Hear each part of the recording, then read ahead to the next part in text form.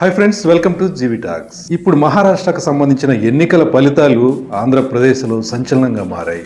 BJP కూటమి సాధించినటువంటి ఎన్నికల ఫలితాల్లో అసలు పవన్ కళ్యాణ్ యొక్క పాత్ర, కారణాలు, విజయానికి కారణాలు ఎంతవరకు ఉన్నాయి అనేది మనం బేరేజీ చేసుకున్నప్పుడు ఆయా నియోజకవర్గాల్లో 5 కీలకమైన నియోజకవర్గాల్లో ప్రచార బాధ్యతలు తీసుకుని ప్రచారం చేయడం వల్ల అక్కడ ఉన్నటువంటి రాజకీయ పరిణామాలు ఒక్కసారిగా మారి బీజేపీ కూటమి వైపుకి మళ్ళాయి. 70% జనాలు పవన్ కళ్యాణ్ ప్రసంగం వల్ల ప్రభావితం అయ్యారు అనేది కూడా మీడియా దాన్ని హైలైట్ చేస్తూ వస్తాం. ఏ అంశాలతో మరాఠీ ప్రజల్ని పవన్ కళ్యాణ్ ఆకట్టుకోగలిగారు, అలాగే ఓట్లు బీజేపీ కూటమికి వచ్చేలా చేశారు అని అనుకున్నప్పుడు మీడియా ప్రచారం చేస్తున్న హైలైట్ చేస్తున్న విషయాలు ఏమంటే, అటు హిందూ ధర్మం ఎప్పుడైతే సనాతన ధర్మం అంటూ తిరుపతి లడ్డు విషయంలో పవన్ కళ్యాణ్ చేపట్టిన చర్యల ద్వారా నార్త్ స్టేట్స్ లో కూడా రాజకీయ రంగంలో పవన్ కళ్యాణ్ ఒక హైలైట్ గా నిలవడం అంటూ జరుగుతూ వచ్చు. మహారాష్ట్ర ఎన్నికల్లో పాల్గొన్నటువంటి పవన్ కళ్యాణ్ సనాతన ధర్మాన్ని, హిందూ ధర్మాన్ని, అలాగే లోకల్ పాలిటిక్స్ ను, లోకల్ మరాఠీ వాదులు ఎవరైతే ఉన్నారో మరాఠీ ప్రజలు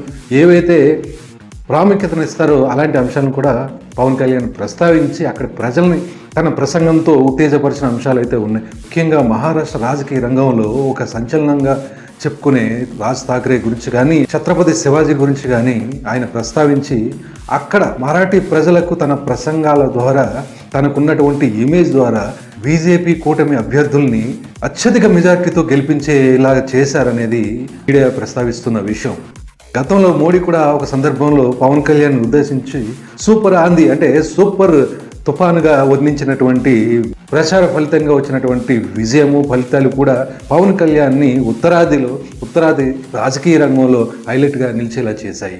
బీజేపీకి అనుసంధానంగా బీజేపీతో సత్సంబంధాలు కలిగిన, ముఖ్యంగా మోడీతో సత్సంబంధాలు కలిగినటువంటి పవన్ కళ్యాణ్ ఏదైతే బీజేపీ తమ ప్రధాన ఆయుధాలుగా చేసుకునే హిందూ ధర్మం కానీ, సనాతన ధర్మం కానీ, అలాగే డెవలప్మెంట్కి సంబంధించిన అంశాలు కానీ, లేదా హిందూ వ్యతిరేకత కలిగిన అంశాలపై ఏదైతే మాట్లాడితే హిందువులు బీజేపీ పార్టీని, బీజేపీ పక్షాన ఎక్కువగా నిలుస్తారనే అంశాలపైన కానీ పవన్ కళ్యాణ్ ప్రత్యేకించి ఈ మహారాష్ట్ర సభల్లో కూడా మాట్లాడడం జరిగింది. ముఖ్యంగా కొంతమంది గతంలో మాకు ఒక 5 నిమిషాల టైం ఉండి మేము ఏమిటో చూపిస్తాం అనేటి పరుష పదజాలంతో వాడినటువంటి వాక్యాలు కూడా ప్రస్తావించి బీజేపీకి ఉన్నటువంటి సిసలైన మూడ్ని కూడా బీజేపీ యొక్క ఫీడ్బ్యాక్ లేకుండానే పవన్ కళ్యాణ్ చేసినటువంటి ప్రచార సభల్లో మాట్లాడిన తీరు బీజేపీ కూటమి విజయంలో తాను ప్రధానమైన భాగస్వామిగా ప్రచారంలోకి రావడం అనేది తెలుగు వారికి, తెలుగు రాజకీయ రంగంలో ఉన్నటువంటి వ్యక్తులకు కూడా ఒక రకంగా ప్లస్ పాయింట్ అని చెప్పాలి.